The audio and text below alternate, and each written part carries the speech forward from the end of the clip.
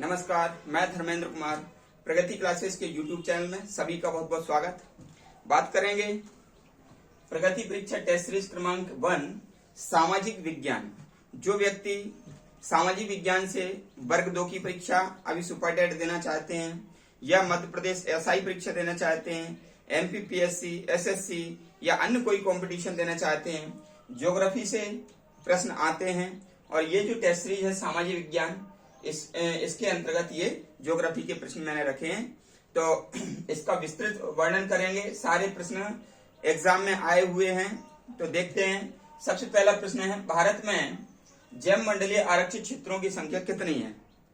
तो भारत में जो जैव मंडल आरक्षित क्षेत्र हैं उनकी संख्या 18 है।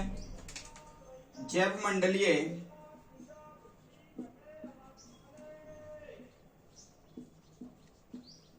क्षेत्र भारत में 18 हैं और मध्य प्रदेश में 3 हैं। ये हमको याद रखना है कि जो जैव मंडलीय आरक्षित क्षेत्र है भारत में 18 हैं और मध्य प्रदेश में 3 हैं।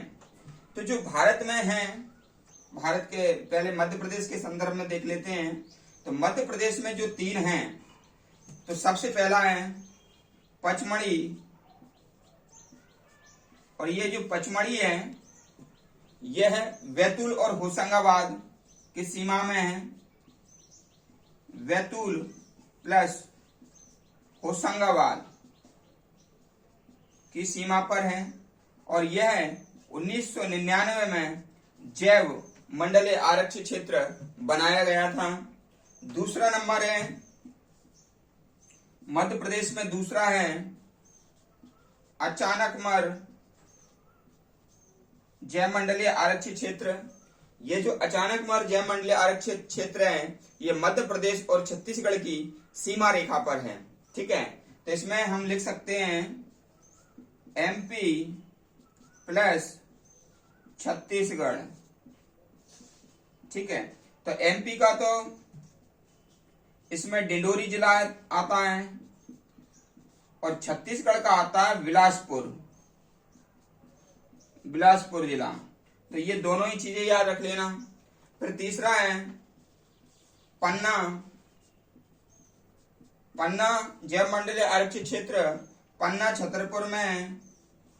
पन्ना प्लस छतरपुर जिले में है और ये 2011 में ये जैव मंडलीय आरक्षित क्षेत्र घोषित किया गया था और ये अचानकमर 2005 में घोषित किया गया था। तो ये तो हमने मध्य प्रदेश के संदर्भ में देखा कि 3 जैव मंडलीय आरक्षित क्षेत्र हैं, पचमढ़ी, अचानकमर और पन्ना। पचमढ़ी 1999 में स्थापित, बैतूल और होशंगाबाद सीमा पर है। अचानकमर 2005 में स्थापित, मध्य प्रदेश और छत्तीसगढ़ की सीमा पर है। मध्य प्रदेश का डिंडोरी जिला और छत्तीसगढ़ का बिलासपुर जिला इसमें शामिल है। तीसरा है पन्ना, ये पन्ना छतरपुर सीमा पर है। 2011 में इसकी स्थापना हुई। फिर वापस चलते हैं भारत के संदर्भ में। तो मैंने आपको बताया कि भारत में 18 जैव मंडलीय आरक्षित क्षेत्र हैं जो कि जीवों के लिए रिजर्व हैं ये क्षेत्र। तो इसमें भारत के संदर्भ में सबसे पहले देखेंगे तो सबसे पहला है भारत के संदर्भ में सबसे पहला नीलगिरी सबसे पहला है जो कि 1986 में ये घोषित किया था। ये प्रथम है, ये याद रख लेना। और ये नीलगिरी केरल, कर्नाटक और तमिलनाडु 3 राज्यों में विस्तारित है। कौन कौन से राज्य में है? केरल, कर्नाटक और तमिलनाडु, ये 3 राज्यों में विस्तारित है। 1986 में इसको भारत का पहला जैव मंडलीय आरक्षित क्षेत्र घोषित किया गया था। ठीक है, फिर प्रश्न आता है कि सबसे बड़ा जैव मंडलीय आरक्षित क्षेत्र कौन सा है? तो यहाँ पर देखेंगे सबसे बड़ा जो जैव मंडल आरक्षित क्षेत्र है वह है कच्छ। कच्छ जैव मंडलीय आरक्षित क्षेत्र है जो कि 12,454 वर्ग किलोमीटर में विस्तारित है। ठीक है, और ये गुजरात में है। ये कहां पर है? गुजरात में है। ये भी हमको याद रखना है। फिर तीसरा एक प्रश्न बनता है, ये तो सबसे बड़ा है, सबसे बड़ा। ठीक है, फिर एक प्रश्न आता है, भारत का दूसरा सबसे बड़ा जैव मंडलीय आरक्षित क्षेत्र कौन सा है? तो दूसरा बड़ा जैव मंडल आरक्षित क्षेत्र आपका हो जाएगा, ये कच्छ है। तो मन्नार की खाड़ी दूसरे नंबर पर आ जाएगा। मन्नार की खाड़ी ये दूसरा बड़ा जैव मंडलीय आरक्षित क्षेत्र है जो कि 10,500 वर्ग किलोमीटर में विस्तारित है। ठीक है, मन्नार की खाड़ी तमिलनाडु में है। ये तमिलनाडु में है ये। फिर तीसरा एक प्रश्न आ जाएगा कि भारत का सबसे छोटा जैव मंडलीय आरक्षित क्षेत्र कौन सा है? तो यहां पर लिख देंगे डिब्रू सिखोवा। ये भारत का सबसे छोटा जैव मंडलीय आरक्षित क्षेत्र है जो कि असम राज्य में ये आता है। तो इस प्रकार से ये हमारा जैव मंडलीय आरक्षित क्षेत्र पहला प्रश्न संपूर्ण विस्तारित मैंने कर दिया। जहां से भी प्रश्न बनता है वो मैंने यहाँ पर बता दिया। नेक्स्ट प्रश्न देख लेते हैं।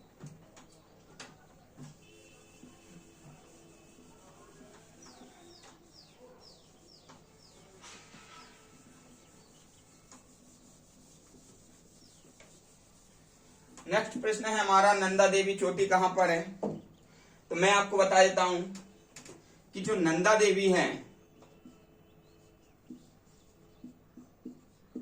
ये जो चोटी है ये उत्तराखंड में है। नंदा देवी जो चोटी है उत्तराखंड में है और उत्तराखंड के चमोली जिले में है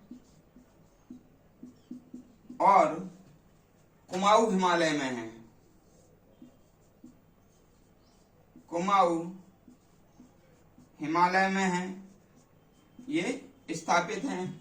ये जो है ना 78-17 मीटर ऊंची है। ठीक है, ये आपको याद रख लेना है। फिर अगला प्रश्न आता है,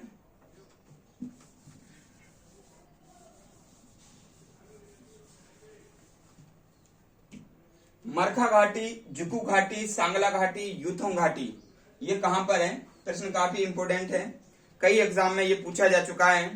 तो मरखा घाटी है जम्मू कश्मीर में। मरखा घाटी जम्मू कश्मीर J&K। जुकू घाटी है नागालैंड में।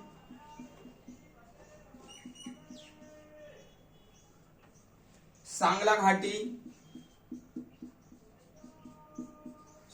घाटी ये है हिमाचल प्रदेश में और यूथोंग घाटी है सिक्किम में। यूथोंग घाटी सिक्किम। ठीक है, ये आपको याद कर लेना है। ठीक है, अब अगर कभी थोड़ा कंफ्यूजन हो जाए, जुकू ना याद करना है। जुकू ना यानी कि जुकू घाटी नागालैंड, मरखा जम्मू, सांगला यानी कि संग में ला किसको? हिमाचल, हेमा को संग में ला, यूथोंग सिक्किम। ठीक है, इस प्रकार से ये तीसरा प्रश्न हमारा क्लियर हुआ। प्रश्न क्रमांक 4 देख लेते हैं। तो प्रश्न क्रमांक 4 है, सेवराय की पहाड़ियां कहां पर हैं? प्रश्न MPPSC में पूछा जा चुका है और सेवराय की पहाड़ियां तमिलनाडु में हैं। कहां पर हैं? तमिलनाडु। सेवराय पहाड़ियां तमिलनाडु में हैं। ठीक है, अगला प्रश्न है हमारा पांचवा प्रश्न है, गुरु शिखर पर्वत चोटी कौन से राज्य में है? तो जो गुरु शिखर है ये जो चोटी है ये राजस्थान की सबसे ऊंची चोटी है, राजस्थान की सबसे ऊंची चोटी है और यह 1722 मीटर है, 1722 मीटर है। और यदि फीट में बात करें तो 56-76 फीट में ये चोटी है। ठीक है, गुरु शिखर। अगला प्रश्न है प्रश्न क्रमांक 6, पूर्वी घाट व पश्चिमी घाट किस पहाड़ी पर मिलते हैं? तो मैं आपको बता दूं, जो सह्याद्री पर्वत है, सह्याद्री पर्वत है पश्चिमी घाट में, पश्चिमी घाट में, तो वहां पर नीलगिरी की पहाड़ियां हैं, नीलगिरी की पहाड़ियां हैं, वहां पर ये पूर्वी घाट और पश्चिमी घाट का मिलन स्थल है। ठीक, याद कर लेना।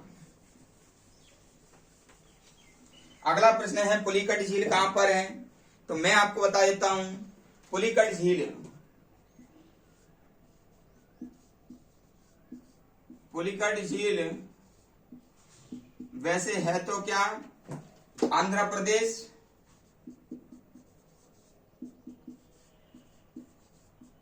व तमिलनाडु राज्य दोनों में विस्तारित है, लेकिन कभी आ जाए एक राज्य तो इसको आंसर लगा देना, क्योंकि 60% यहाँ पर विस्तारित है और 40% यहाँ पर है। एक राज्य यदि पूछेंगे तो आंध्र प्रदेश, और नहीं तो पुलिकट झील आंध्र प्रदेश और तमिलनाडु दोनों की सीमा रेखा पर है। अगला प्रश्न देख लेते हैं, माना दर्रा किस राज्य में है? उत्तराखंड में 3 दर्रे हैं, माना दर्रा,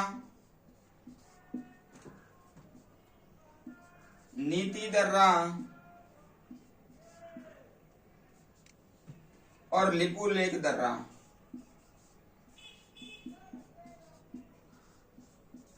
और कैसे याद करेंगे? ये याद कर लेना, मालिनी, मालिनी याद रख लेना तो आपको ये याद हो जाएगा। मां से माना, ली से लिपुलेख और नी से नीति, यानी कि जो आपको एक अभिनेत्री याद रखना है इसमें, हेमा मालिनी। ठीक है, तो हेमा मालिनी याद रख लेना। तो मां से हो जाएगा माना, ली से हो जाएगा लिपुलेख, नी से हो जाएगा नीति। तो हेमा मालिनी याद रख लेना, उत्तराखंड के दर्रे आपको याद हो जाएंगे। अगला प्रश्न देख लेते हैं। अगला प्रश्न है 8 डिग्री चैनल किसको पृथक करता है? तो मैं आपको बता देता हूं कि जो 8 डिग्री चैनल है, 8 डिग्री चैनल है वह मालदीव प्लस मिनिकॉय को अलग करता है। 9 डिग्री चैनल है ये लक्षद्वीप और मिनिकॉय को अलग करता है। 10 डिग्री चैनल है ये अंडमान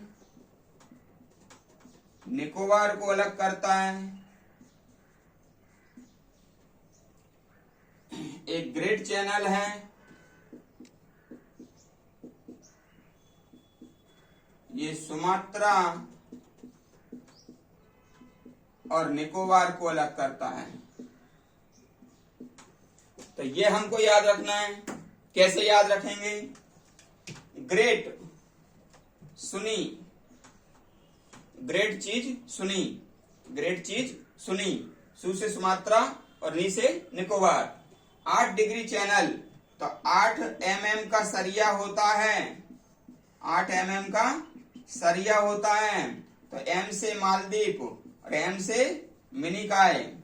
9 लक्ष्य मिनी का कोई लक्ष्य नहीं है। 10 डिग्री अंडमान निकोबार। तो इस प्रकार से इसको याद रखना है। फिर अगला है वेलिकोंडा पहाड़ियां कहाँ हैं? तो भैया ये 10वां और अंतिम प्रश्न है। वेलिकोंडा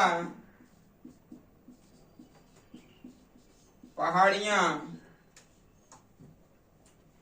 ये आंध्र प्रदेश में है, आंध्र प्रदेश में है।